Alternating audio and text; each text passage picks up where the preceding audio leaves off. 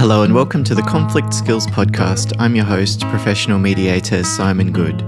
On today's episode of the podcast, I'm going to be talking about a personal conflict case study, which is going to be an interesting experience, describing that and feeling like what that feels like to share it with the world.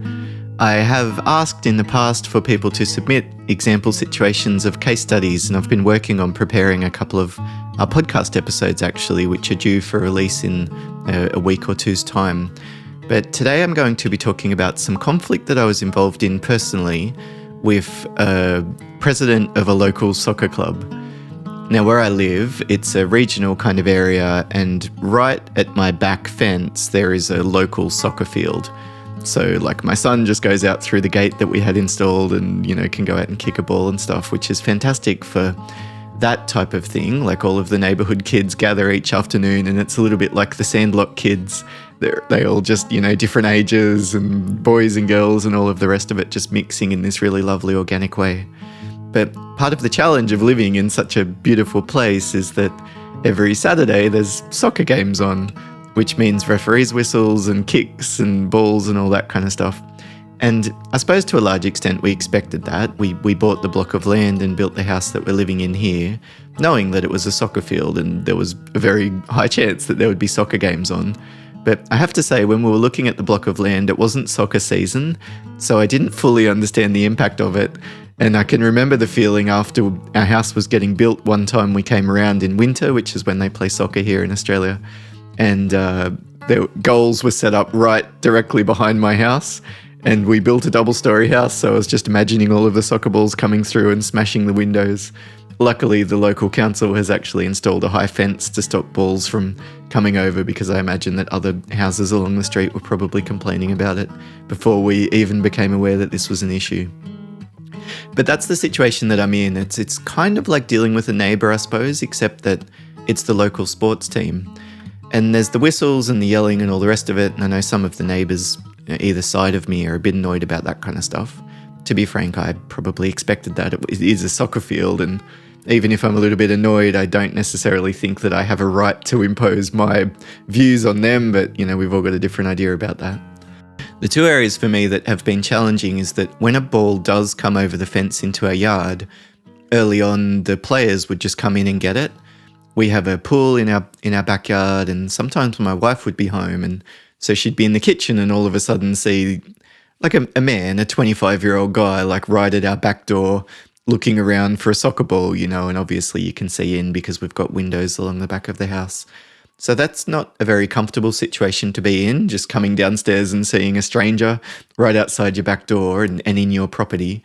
And in Australia, the law is that if a ball goes over the fence, you're supposed to ask permission before going in to get it. So I suppose technically they were trespassing, but what are you going to do if you call the police and a soccer team's playing soccer right next door and their balls come over? I can't imagine that there would be much of a consequence. So I actually used those examples of dealing with the soccer players as kind of like small examples in conflict resolution training that I was running. And I was actually saying that, look, how you deal with these kind of situations depends on your goal. We could de-escalate them or approach it in an empathetic and collaborative kind of way, like, hey mate, seems like there's an issue with the balls coming over. It's not going to work with you just coming in, but, could we organise a time to touch base and think through options? That's what I would call a collaborative approach to resolving the conflict. But that wasn't my goal in these situations. I don't care about his feelings, this stranger in my yard. In fact, I don't mind if I scare him and escalate the situation because I want it to stop. So I ended up saying, mate, what are you doing? My dog's going to have a go at you. If the ball comes in, then let me know and I can get it. So I shifted more into the assertive side of things, if you know what I mean, versus being more collaborative. So that was back then with the problem with the balls. But then when I decided to go and talk to the president of the club, who also does a lot of the mowing and stuff around the field, so I've seen him round, even though I hadn't met him at the time, I did want to do it in more of a collaborative way. So I went and said, hey mate, I've noticed a couple of times that we've had some young fellas coming into our house grabbing the ball. I'm not even sure if you're aware of it or not, but I wanted to touch base and see if there was anything that you could do. So I approached it in much more of a careful and considered way. I'm not sure if you're aware of it. I don't know how much you can do, etc. I'm adding the elements that I talk about as part of de-escalation skills training, like autonomy, for example. I didn't say, this needs to stop. I said, look, are there any options? What do you think would help? And I added relatedness. I said, look, I know how challenging it can be. You want to get your ball, and the last thing you want is for the game to stop just because you've got some grumpy neighbour that won't return it, or we're not home or something. So I'm adding a little bit of empathy and relatedness. I was trying to instill a sense of fairness. Like, let's approach this with a bit of give and take. There's two sides to this, and I'm sure we can find a way forward. And my response from him, to be frank, was really good. He said, yeah, no worries. How about I get your phone number and I can shoot you a message if the ball comes over? And that was completely fine with me. I thought that was excellent. So that's what we've done. And ever since then, he sent me a message when the ball comes over. Now, I've heard from other neighbours talking to this same president of the club about how unreasonable he is and what a, I don't want to swear, but they use a lot of colourful language describing him, basically saying that he's very hard-headed and stubborn and a jerk and quite arrogant and probably a bit narcissistic and all the rest of it. I suppose I can probably see where they're coming from, but to me it seems like their approach of raising it with him has probably got things off on the wrong foot. And so their reaction from him wasn't so much just about him, like it's like talking to a complete brick wall. Like, I'm thinking you probably marched up to him when he was in front of his team and were a little bit overbearing and dramatic and demanding or whatever. So of course the response that you got probably wasn't ideal, right? So that's the history. We're dealing with someone who's been a little bit prickly. I've had a reasonably positive interaction with him in the past, but as I say, other neighbours have, complaining and whinging, etc. And so now we've got another conflict to deal with, which is the one that I'm going to be focusing on today, which is the music playing. I don't know about around you, but it seems like a bit of a theme that at sports games at the moment, there's lots of music. They're trying to make it like multifaceted entertainment, if you know what I mean, a bit more like probably the American football games where there's music and bands playing and all the rest of it. And on one hand, I love it. My son plays soccer. He's actually with the same club. And it's just such a positive influence on these kids to be a part of a team and overcome the challenges that go along with winning and losing and getting hurt and working together with people who think differently to you and all those kind of things. And the music and all that kind of stuff is fun and lovely and beautiful. The challenge is that on this last weekend gone, this Saturday, the music, they set up a PA system at the soccer field, and so they were blasting quite loud music that was very clearly audible inside our house with the windows shut for a couple of hours. We have a special celebration in Australia called Anzac Day, where we celebrate people who have served in the military, and particularly people who have lost their life as part of World War I, World War II, and other wars that the Australian Army has been in, but also just honouring people who have served in the military and the auxiliary services as well, I suppose. I think there's Veterans Day or something similar in the States, and I'm sure other countries have a similar kind of thing. So it's a somber kind of day, I suppose. It's something that does connect a lot of the parts of the Australian community. The schools would have a special ceremony or assembly or something. And so I think this sports club decided that they wanted to do some type of a special match and have a bit of a ceremony as well. It wasn't actually on Anzac Day. Anzac Day was earlier in the week, but this was the first weekend afterwards. So we had this music playing, and a lot of it was like the traditional kind of music that you play at the pub on Anzac Day. It's the old famous, Australiana. There's a song called I'm Gonna Have a Beer with Duncan because Duncan's my mate. And like, it's stuff that the sentiment is lovely. It's about being an Australian, and when I was growing up, I feel a lot of nostalgia around hearing these types of songs, but like, I don't like them for the music itself. And so for me, my value is that, look, I'm happy to celebrate Anzac Day and I can go to a ceremony or, watch a parade with the soldiers marching or something. But I don't necessarily need to do it the following Saturday when I'm trying to work or concentrate or hang out with my kid. And I've got this music that's blasting where I live, like this is my home, at such a volume that I can't escape it. I'm inside with the window shut and it still sucks.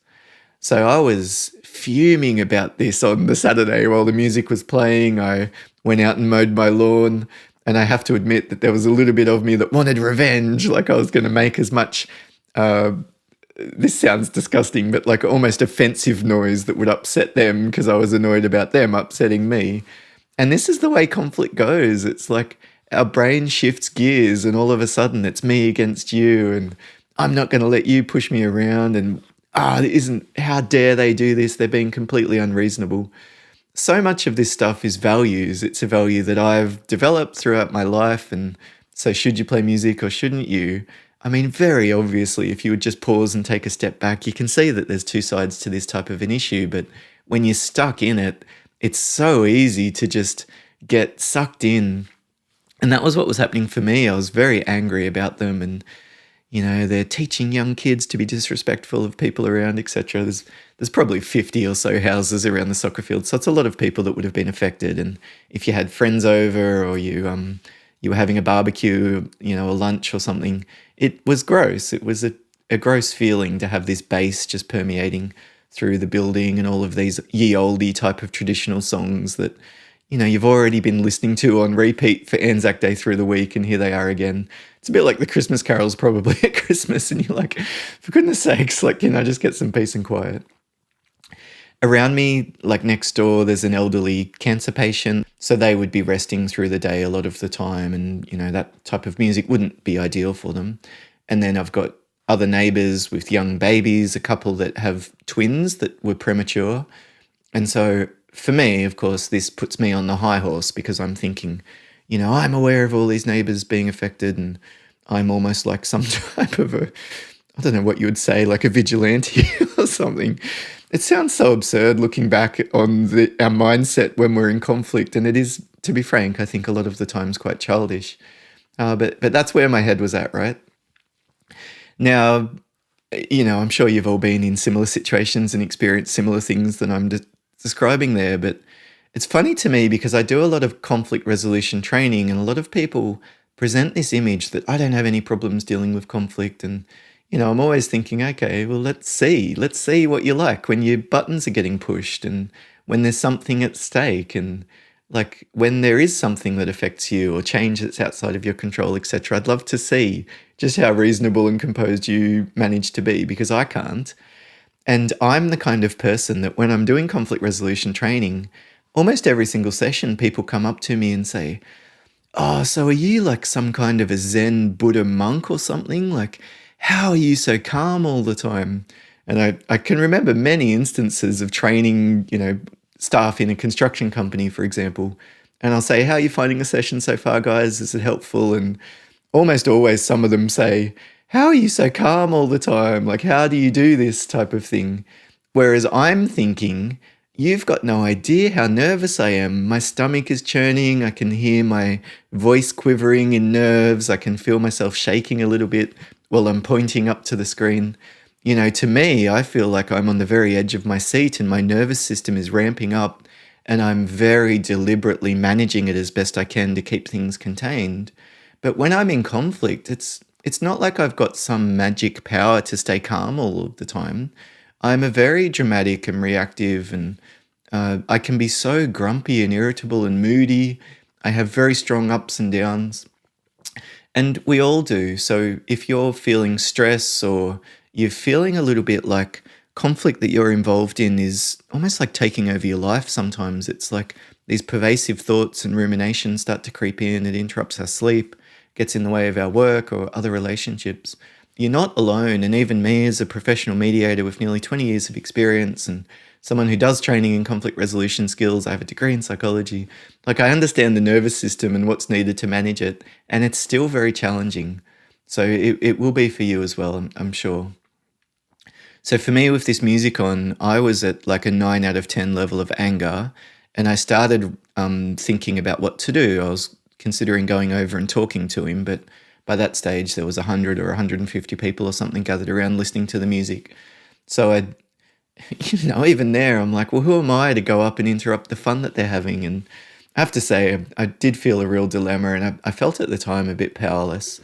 And so I thought, look, going over and talking to him now is probably not going to be ideal. The best strategy is probably just to stay calm and just deal with it myself. So mow the lawn, as a way of getting revenge. But at least it was also something productive that I could do that would mean that the noise wasn't such a big deal because I'm mowing after all anyway.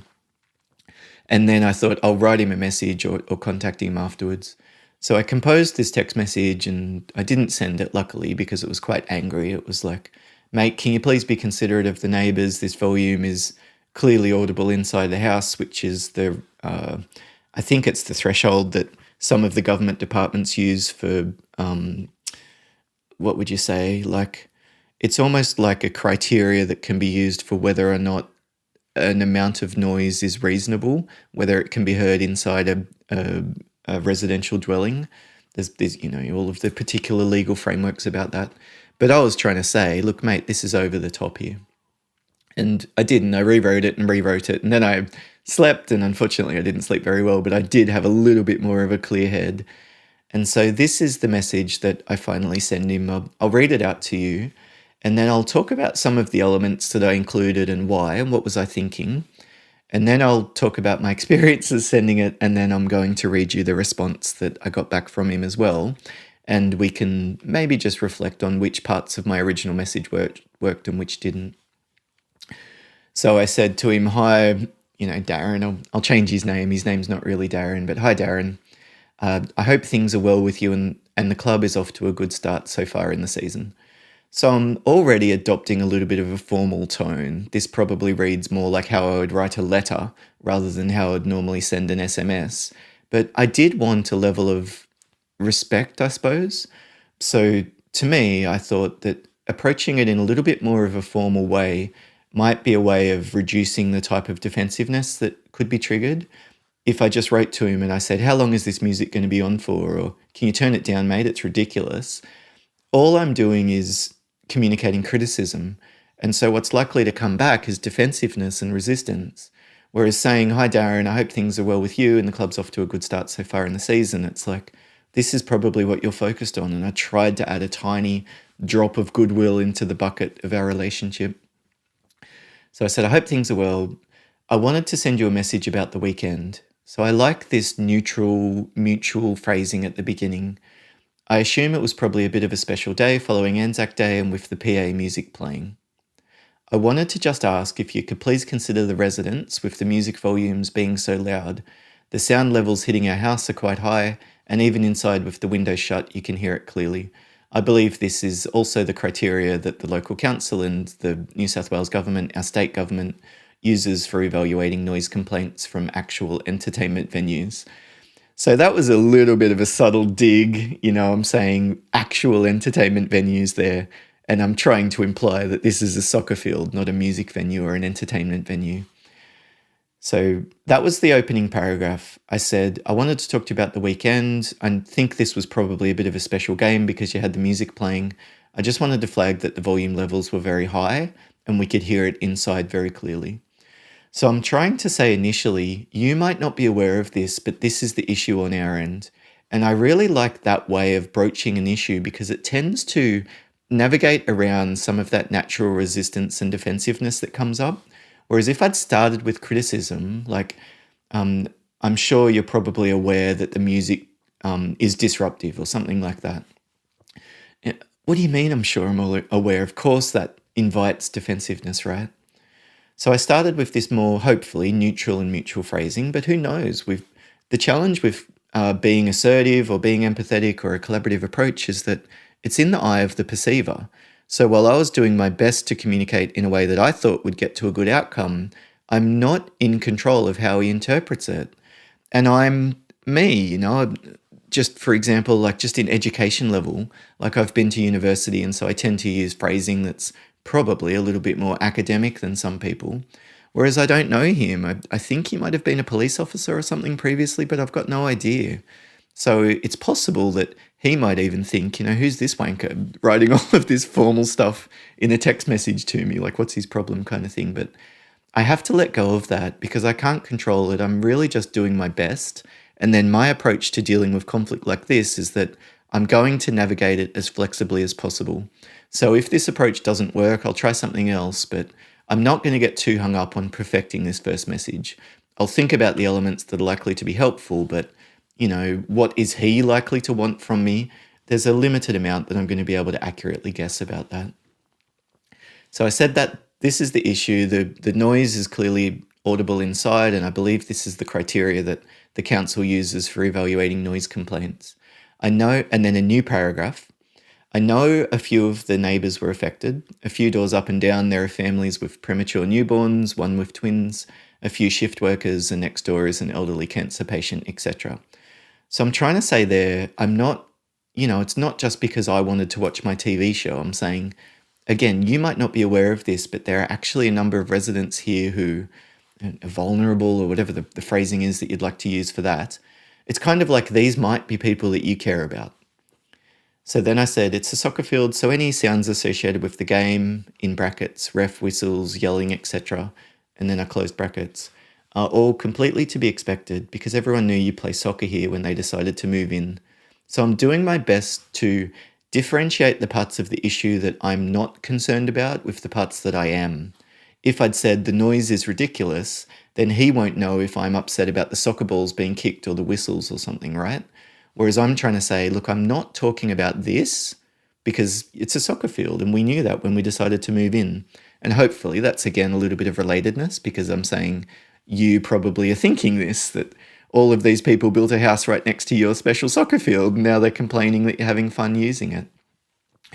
And then I said, having said that, could you please consider lowering the volume on your PA speaker or just sticking to the team walkout songs? If the guys want to have more of a party, then they could head to the pub, which has licenses and is set up for noise regulations. So I'll just read that paragraph again. It's a soccer field, so any sounds associated with the game, ref whistles, yelling, etc., are all completely to be expected because everyone knew you play soccer here when they decided to move in. Having said that, could you please consider lowering the volume on the PA speaker or just sticking to the team walkout songs? ? If the guys want to have more of a party, then they can head to the pub, which has licenses. So I'm trying to put a request forward clearly. Could you please consider lowering the volume? But I like this phrasing because I'm trying to be not pushy. I don't want him to feel like I'm railroading him into only a single option because then he won't feel any autonomy. And it's likely that he'll respond in a way that tries to get back power from me. And then finally I said, I'm sorry about the long message because I'm aware of just how odd it is to probably write a formal message like this. So I said, I'm sorry about the long message. I see all of the time you put into the field, and as president of the club, the effort on top of that must be huge as well. So I hope this doesn't come across as over the top. I just wanted to see if there was anything you could do and didn't want to make a big deal of it by sending a formal letter or complaining to council or something. And then I said, thanks heaps, and I put my name, Simon Goode, and then in brackets my address. So the reason that I thought that would be helpful is because, I'm trying to take ownership of this conflict. It's like I'm a real person here and I'm trying to talk to you man to man, so to speak. And I really like that. Putting my name and my address is hey, if you'd prefer to talk about it or just so you're aware this is who I am. Because if he's responding to a random person that he doesn't know from just some person off the street, then he might not be as respectful, he might not care. Whereas I'm trying to say, it's almost like we're neighbours here, mate. This is me, you've probably seen me around, I've seen you around. This is an issue, but I'm sure we can figure it out. And I suppose the underlying subtext there is that I'm trying to add a little bit of transparency. One of the things that can be really helpful in conflict is certainty. And so even in me saying, I wanted to see if there was anything you could do, and I didn't want to make a big deal of it by sending a formal letter or complaining to the council, it's like I haven't done that. So I don't want him to be worried in the back of his mind about, anxiously concerned about this person escalating it or something. And I wanted to communicate the fact that if you can come to the party on dealing with this issue, then I'll consider it to be resolved. So I haven't said that explicitly, but that is something in some conflicts that it can be really helpful to communicate clearly, is that, by the way, if you're able to do this, what I'm proposing or what I'm asking for, then I will consider this issue resolved. And as a mediator, I sometimes even ask other people that, so it sounds like this is what you're wanting me to do. Before I respond, can I just clarify, if I were to do that, then would you consider this issue resolved? I absolutely love it when we're dealing with client complaints because it sort of closes the loop, so to speak. And I also like it in this less formal type of conflict as well. So that was the message. It was, 5 paragraphs long. They were short paragraphs, but I added the blank line in the middle because I didn't want it to be just this wall of text with capital letters and, that type of feeling when it's almost like you're being yelled at through the message that you're reading. So I don't know. I wonder what you make of that. Obviously, it was a little bit more formal and probably a bit clunky and wordy than most people would use, but I did decide to do that, and for better or worse, it's going to have the impact that it has on the other person, and how it lands isn't something that I'm going to be able to fully control. And to be honest, I'm not going to really be aware what he thinks of me. And when I pause and reflect on that, I suppose I don't care. If he's able to turn the music down, then I don't necessarily need him to think well of me. Whereas I'm a people pleaser by nature, and so I would hate the idea of him fuming or all of the guys in the team bitching about me as the grumpy neighbor or something. It does upset me, but I need to do my best to just let go of that and figure out what I need to do to manage it, right? So I sent that message on Sunday afternoon at 3:30, and then I got a message back from him last night at 10 p.m. So, just for his sake, I probably wouldn't have sent a message so late at night, which was in conflict because if I was a different kind of person, I might have had a few beers under my belt by then. And so, he probably would have got an angry response from me or something. So I don't know that that was necessarily the best decision on his part, but it is what it is. He sent me the message at about 10, so I got it this morning. So this is what his message read. I'll read it out entirely this time. Hi, Simon. Thanks for the message. And then new paragraph. It's definitely one to think about more. Appreciate the text. And then new paragraph again. Yes, Saturday was a special day, being Anzac Cup, so not much we can do about that one. And then next line again. We will probably not use the PA or music for non-Premier League days. I don't know what that means, but I presume some of their days are special or something. So that's an easy one, but this year one requirement is that we need to have a PA that reaches people on the ground. And then he said, we have last year worked with the council and we had some inquiries about what times the music can be used, etc. And we are within that, but we will surely be mindful. We also have special days during the year, such as Female Football Week and some others like semi-finals. So it's a bit of a balancing act, but typically it's only before the first grade game, which is 2:10 p.m. until 2:30 p.m. And then he said, there's no games this week. The south is soaking wet. I don't know if he means the field or the regional area of the south, who knows. Needs to be rolled and repaired, so at least it'll be some peace and quiet all round for you. We've also put back our early kickoffs so you don't have whistles blowing at 9 a.m. Cheers. Now, I am incredibly impressed by this response, to be honest. He's a person who has, as I said, been described as a bit prickly and defensive and hard to work with and, kind of a jerk, to be honest. And certainly my experience of him is that he's a classic sports guy. He's a red personality, cares about results, and he has a competing approach, and he's the boss, and he expects that if he makes a decision, people follow it, kind of thing. So for him to have responded with a bit of give and take, I really did appreciate it. And the parts that I thought were really good in his message were adding the clarity, it's going to be this time of day, acknowledging it's a bit of a balancing act, but he didn't actually promise anything, but that's fine. This is the opening sort of start of our dialogue, so I can deal with that. He's added a bit of information about the background, like last year we worked with the council and had some inquiries. So, I'm thinking, oh, that's interesting. I suppose other people have probably complained about it as well, but that was good to know too, that it's on their mind and they've been doing something about it. So to be honest, even if nothing changes, I will be much more readily able to accept that because I know at least that, he's been willing to listen.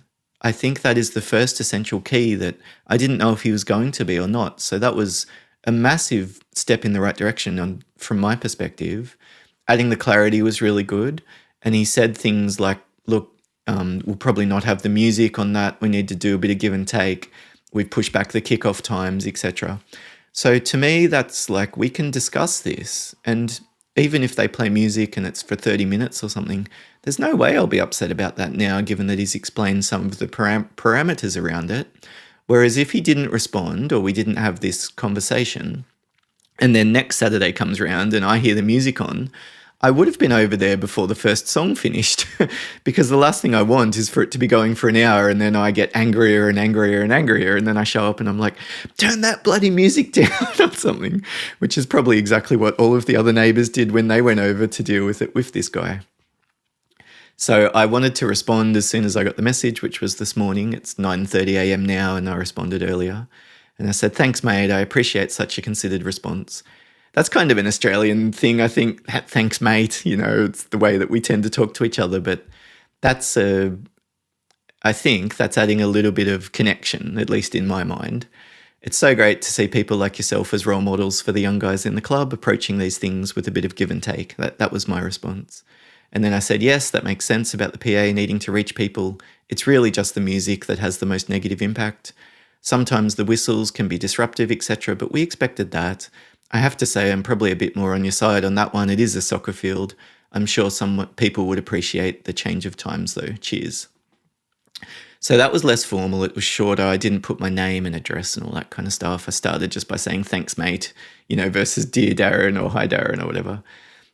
Because I'm wanting to lower the tone now. It's like I can see that there's a little bit of reciprocity, and that's often what you need to look for in conflict is what's the reciprocal pattern? If things are moving in the wrong direction, then you should do something different. That old saying, if you always, what is it? You'll always get what you've already got if you always do what you've already done.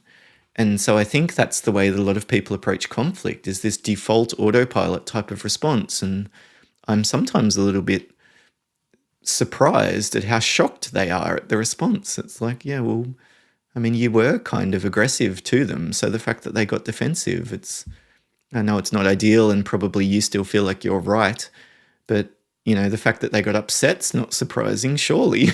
And especially when people are talking about their partner or their parent or a business partner or their boss that they've worked with for 10 years.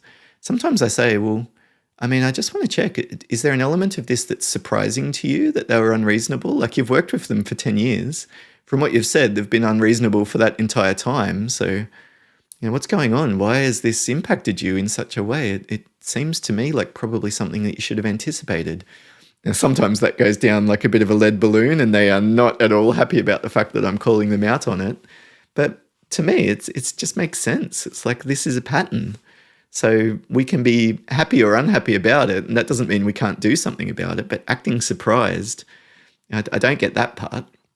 Anyway, I'm lowering the tone here. Thanks, mate. I really appreciate such a considered response.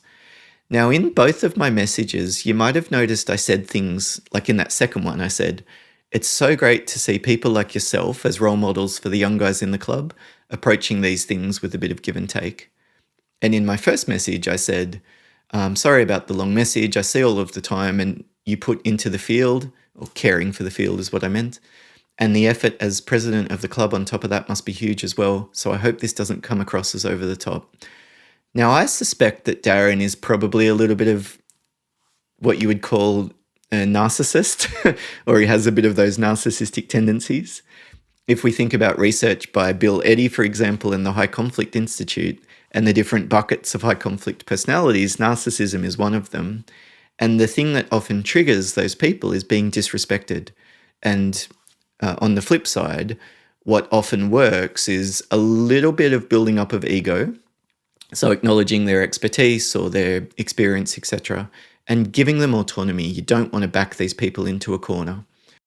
It's challenging to know how to be positive to someone when they're doing the wrong thing, because you don't want to say, geez, you're a good president of the club if you're sitting there thinking that a lot of the decisions that they've made have been quite poor. So one of the ways that I've found around that is that you can affirm the intention or the effort that the person is putting in.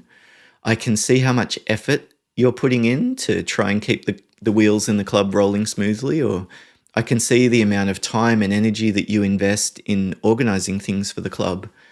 And the reason that I like that is because I'm not implying that they're doing something good and so therefore they shouldn't change. It's like, look, I'm not necessarily saying that you should or shouldn't change anything, but I am saying I can see how hard you're trying. I can see how much you're prioritizing this and how much you've sacrificed.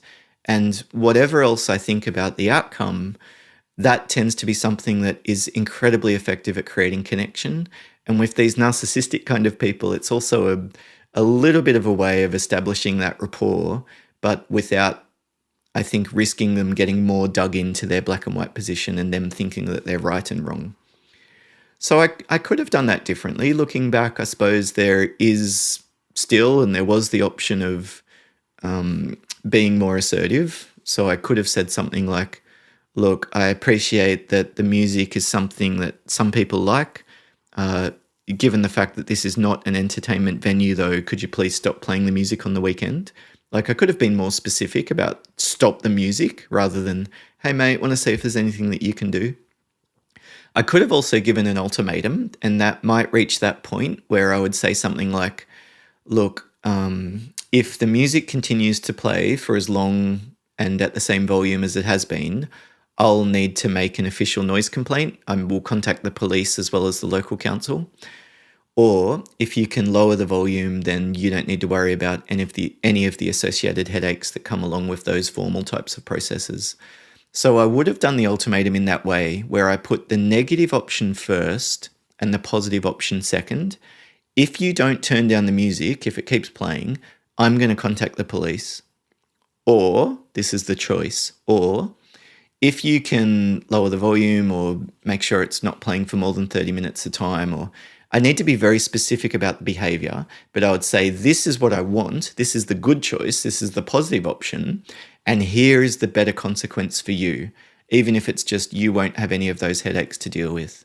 So that version of an ultimatum, where we put the negative option first and the positive option second, tends to be a very effective way of doing that. And so I'm sort of like, what's that phrase? Like keeping my ammunition dry, keeping my powder dry.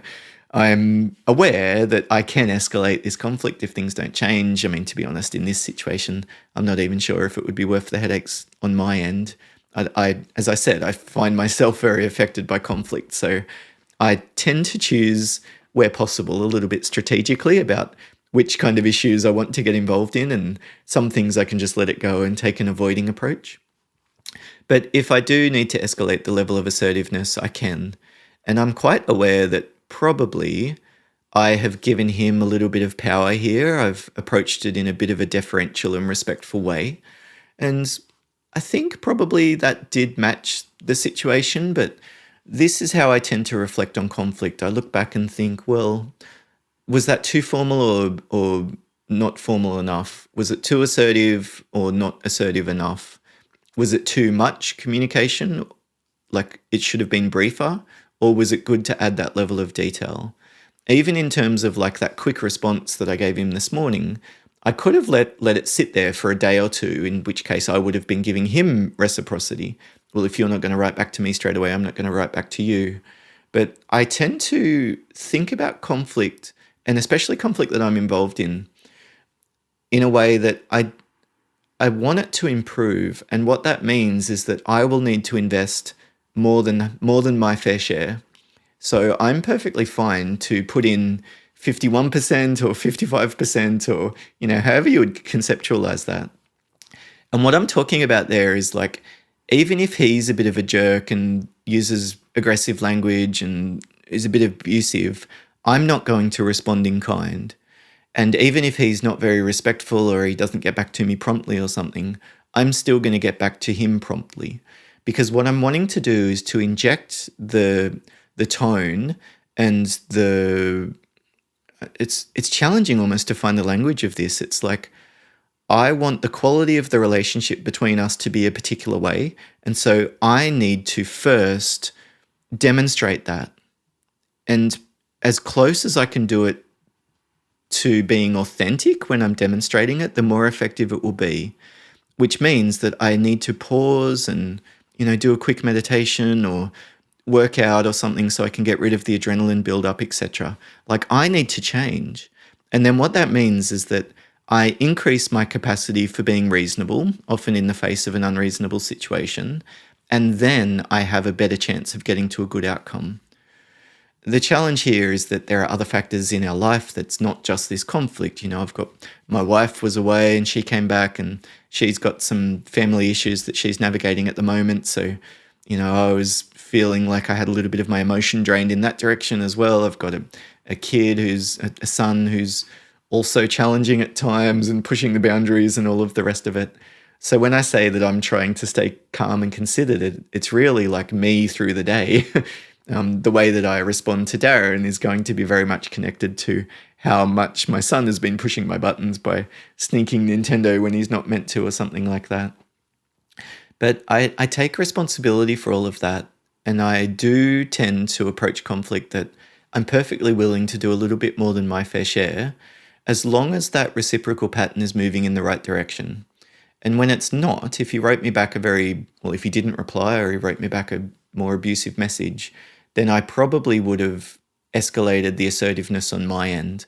So sent a more brief, the ultimatum, for example, or said, I just want to check that you've received that, to let him know that he's not going to be able to avoid this issue, or maybe considered doing something like just calling the local council or whatever.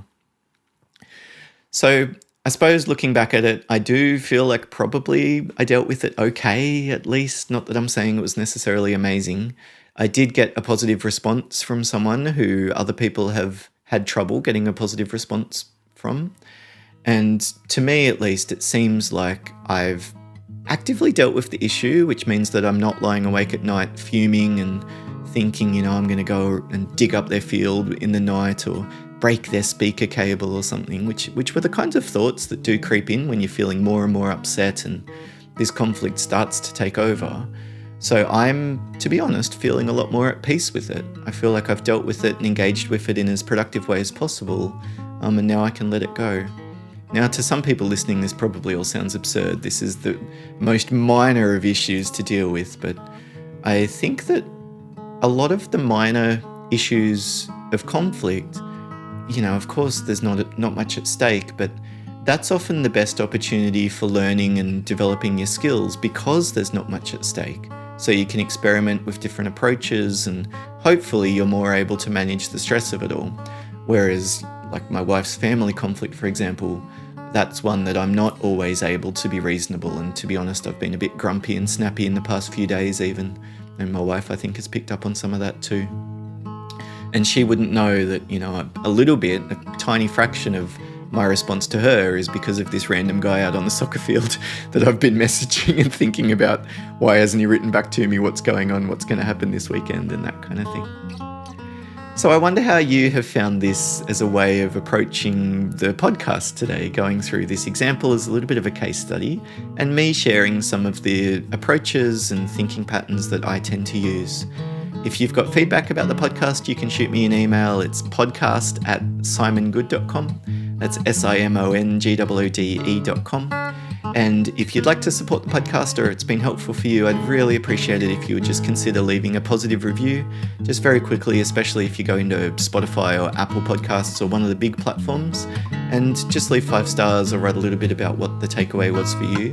It's a signal to the algorithm that this podcast is helpful, and then it tends to show it to other people as well. So thank you in advance if that's something that you're prepared to do. And all the best managing your conflict situations throughout the next week or two. If you're dealing with a local sports team, maybe this has been a particularly, fitting example to focus on today.